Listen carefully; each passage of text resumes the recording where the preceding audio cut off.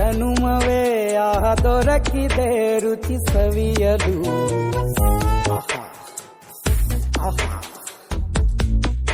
ಈ ಜಗವಿದೆ ನವರಸಗಳ ಉಣಬಡಿಸಲು.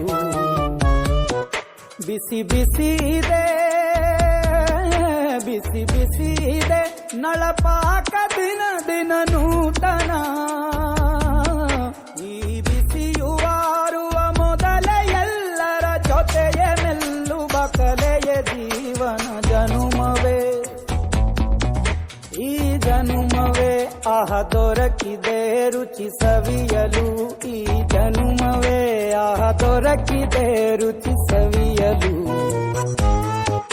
ಈ ಜಗವಿದೆ ನವ